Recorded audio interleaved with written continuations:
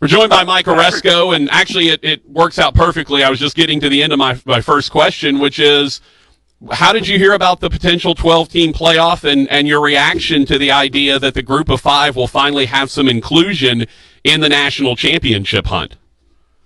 Well, it's been kicking around, no pun intended, Patrick, for a while. Probably first heard about it several months ago that 12 was possible. We've had some discussions among the larger group of FBS from time to time. I think the working group kept their discussions confidential, even from all of us, which was really the right thing to do, even though you typically want to know what's going on. But no, it had been out there, and I thought that it would have some support because 6 at-larges helps independence. It probably gives the SEC and others an opportunity to get more teams in. We thought it was good, too, because, we were going to be fighting for what we thought might be automatic qualifiers. It turns out it's the top 6 conferences which qualify automatically, and that's fine with us.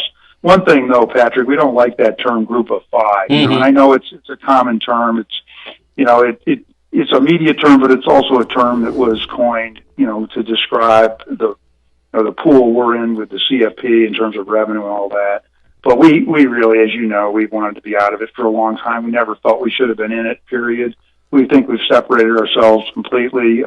We've got a lot of schools that were once in the BCS, but look what we've done over the past 8 years. And if this playoff were in place, we'd have been in it 6 out of 8 years, 5 out of 7, last 4. So it's good for us that it's the top 6 without favor toward the A5. On the other hand, there are going to be years when we're still fighting with our old friends from the so-called G4 because those 5 conferences, Pac-12 is not going to be down forever. Those things are cyclical. And so on the other hand, though, we have a chance once in a while to sneak in and be the 4th or 5th highest conference, depending on if 1 or 2 of our teams can get up there in the rankings. And I agree, we haven't been treated, I think, fairly by the committee. I've said that. It's a good committee in terms of it's great people. They probably have a lot of differences of opinion in the room. But let's face it, UCF, the 2 years they were undefeated, didn't get ranked where I think they should have been. And Cincinnati this year, and we just had no reasonable shot at the playoff. Now we clearly do.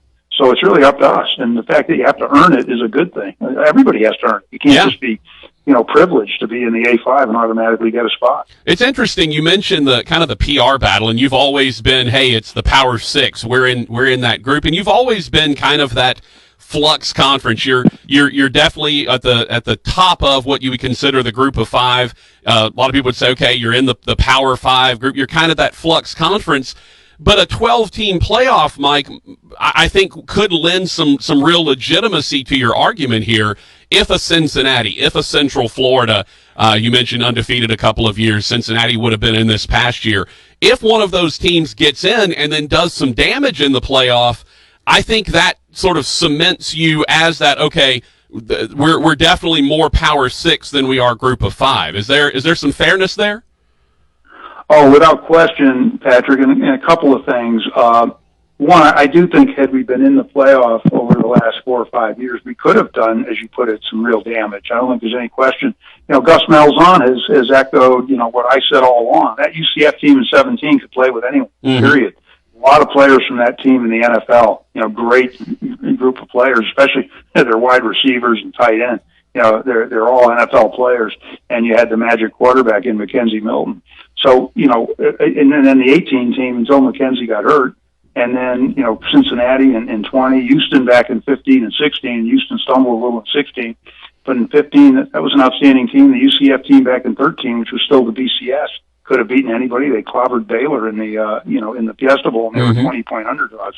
So there's no question. And if you do that, and again, we have to work our way in. There's no guarantee. It's been close a few years as to whether we would get in. If you do get in, I think you can prove your point, and that helps. I also think that with 6 at-larges, I want to see our conference get to a point, Patrick, where we've got 2 or 3 really strong teams that the committee respects. We've won our non-conference games. Like in 15, when we had a tremendous non-conference season, 27 players in our championship game played in the NFL, but that committee didn't give us any respect. They ranked Houston 18th at one point. I don't know. I'm not even sure how high they ultimately got. That might have been it. And we had 4 or 5 really tremendous teams. That's the year Temple almost beat Notre Dame. But if we can do that, and because we've gained respect, there's no question. I mean, the committee doesn't view us quite the same way, but despite the fact that Cincinnati did not, what I think, get a fair shake in my view and view of what they did. And look, they came within a hair. They should have beaten Georgia. We all know that. They had the game, slipped away at the end, but they showed they belong, and they can, with their defense and the way that, their quarterback and they can play with anyone. So, I think this conference was responsible as much as anyone for what has transpired with the playoff proposal, because if it weren't for that 25 game UCF winning streak, and if it weren't for what Cincinnati did, what Houston did, Memphis, we've had 4 teams that have played on New Year's Day. No other G5 conference has had more than one. I think that really made it clear that you had to include this group of conferences. And the fact that they did it in a way that didn't give the A5 automatics and didn't give them privileges helps us, because I think the larger issue, Patrick, and I alluded to it earlier, it's all FBS now. I think we can finally shed that whole G5, and that's good for all the other conferences, whether it's the Mountain West, the MAC, Conference USA, Sun Belt. You can shed that, and now it's FBS, and you're either an elite FBS conference or you're not. But get rid of that G5 business, which has been a huge branding issue for us. It's hurt us in a lot of ways. There's been that cutoff between, the P5, P6. If the media continues to use P5, we'll want to be P6 for sure. And I think we're going to get there. I think we're also going to, a parallel initiative is our A5 initiative. We want to be an A6. That's the autonomy group. That's the group that can create its own legislation in the NCAA. That's not really a fan thing. It's not something that resonates with fans. But it's important to us to be at that table, and it would just solidify our position as the 6th conference. And right now we're on the cusp of being the 4th through the 6th. We've had higher ranked teams in I think it's several years than the Pac-12 at the end of the season, and we've had teams that could compete with anybody, and we've had higher more than top 25 teams from year to year in some years than the ACC and the Big 12. And not to single out those conferences, but we've done as well as a lot of the P5 conferences from time to time, and really haven't gotten credit for it. Yeah, so we're just going to have to keep fighting. Yeah, and the interesting thing, Mike, is and look, being at Northwestern State, we have the FCS. Oh, y'all are Division II? No, you're just a different version of 1A. Instead of 1A, it's 1AA. You fight that battle. But in all the rest of the sports, the non-football sports, y'all are as competitive as anybody. I mean, Houston basketball, Wichita State had a good year. You got good baseball squads. I mean, you're as competitive as anybody in all the rest of the sports. It's just fighting that sort of football delineation behemoth that's out there.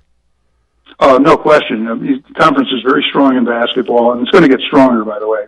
We finally got, a group of really top coaches in place. It's going to be a powerful conference. Houston going to the Final Four is just the beginning as far as I'm concerned.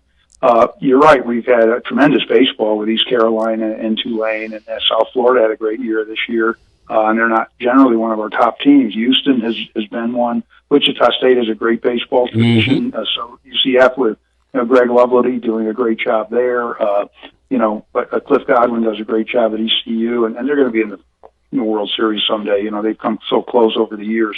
We typically are in super regionals every year. And we've had great track and field, especially led by Houston.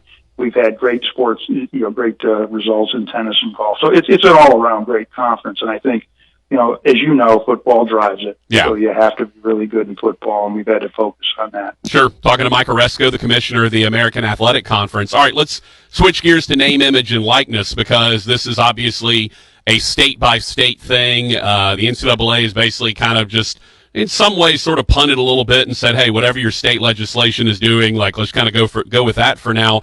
Do y'all have any role as the conference office in helping your schools form the programs, or is it, hey, it's just state by state, we're figuring out the rules as we go along? What role, if any, do y'all play in that?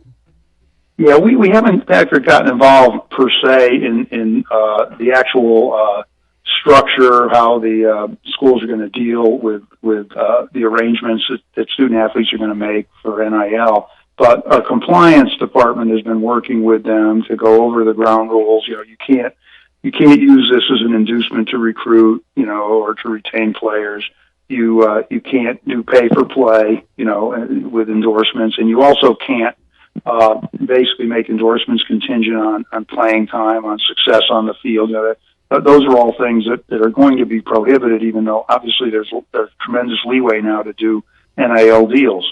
And it's going to be the Wild West for a while. It starts tomorrow, and it's going to sort itself out, but there's a lot of issues here. Are student athletes going to be focused more on this than they are on playing their sport? I hope not. Are they going to, again, are they going to, they know you have to pay taxes. You've got a lot of things that come with this. You've got a lot of education and guidance. Again, you've got to be careful. The schools have to be careful. I don't think schools are going to be brokering deals. They shouldn't. I think that's probably will be prohibited, but they can certainly help out. Yeah, they want advise. To help athletes. Yeah, they don't want them to be taken advantage of, and they want to make sure that, they're doing what they need to do. But it's going to be, again, I don't know whether you're going to have issues with recruiting, it being used as a tool to recruit and retain, especially with the transfer portal, when you have to sort of recruit every year, 365 days a year.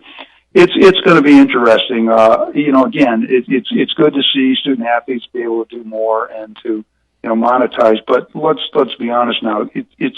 This is a competitive venture. You try to have as level a playing field as you can have. You're never going to have it because, there's some schools with the tradition and the history and the pedigree. But you try to do the best you can. And unlike a lot of individual sports and Olympic sports, you're talking about recruiting against one another. Look at the states. They were all rushing to pass laws because they were afraid that they would be at a recruiting disadvantage. Yeah.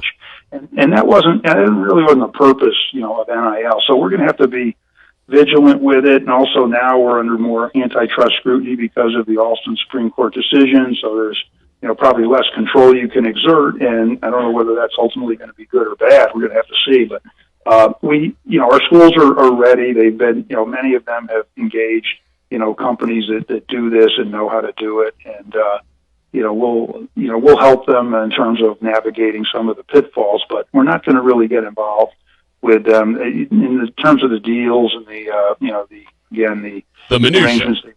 That's going to be up to them. Yeah, it's going to be up to them and their student athletes. You got a suit company lined up for your name, image, and likeness, Mike Aresco? You gonna, come on, you got to have something ready. No, I have nothing ready. Come on. Nothing in place. I think if you polled, 10 people, they wouldn't have any idea who I am. And that's fine. We have to labor, to some extent, anonymously. Maybe that's even good. It cuts down on the amount of mail I get, in emails. Yeah. Seriously though, again, most student athletes would not, be getting endorsements because again, they don't, the public wouldn't necessarily know who they are. They're a select few who obviously can monetize big time because of either, social media or, just their name recognition.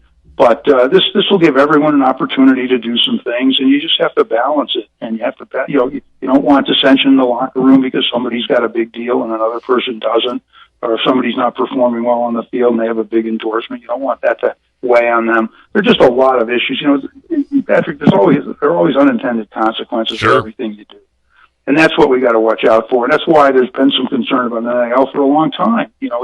Does it lead to pay for play, which isn't really college sports? And granted, the student athletes get a lot more than they got before. And I think they should obviously have various things. But, there is a concept, maybe it's old fashioned, of teamwork and respect for your coach and respect for your team. And it's a privilege to play college sports. And yes, there's a lot of money washing around. Most of it actually goes back into the programs, into all the things the student athletes get, as well as the Olympic sports, which wouldn't exist without, the major money makers in football and basketball. Yes, the salaries that coaches and administrators get are certainly our Achilles heel. But of course, there is a marketplace there, and it's hard to think that some of the great coaches would be coaching in college if, they weren't paid, appropriately. But, you can argue those things all day. We're not going to roll back the ocean, and we want to make sure that, if this works for our student athletes, that they do have opportunities, but that they're within certain limits so that we can keep the competitive nature and that fans don't turn off. They don't see this as just another form of professional sports that they're not enjoying anymore. That's the thing. You just don't know where that line is. Yeah. You got to be careful. It's going to be interesting, no doubt about it. Hey, Mike, we'll send you $5 if you'll just mention how great the Patrick Netherton show is in your next press conference. We'll just shoot you $5. How about that? So that would be an endorsement. I know. Patrick, I've enjoyed the show, and I don't need a dime. Oh well, thank you. That's beautiful, Mike. You're the best. I know you got to run. You got a lot of stuff to get done here in the next few weeks as you wind down toward football season. Best of luck, brother. We always love talking to you and talking American Athletic Conference stuff. You're the best. Patrick, thank you, and best wishes to all your listeners, and everybody stay cool with this heat wave, gripping the country, and hope everybody stays safe. And obviously, the pandemic isn't over either, so we want everybody to stay safe. But thanks for having me. All right, brother. Really appreciate it. Thank you. And good luck to you. Appreciate you. Mike Aresco, the commissioner of the American Athletic Conference.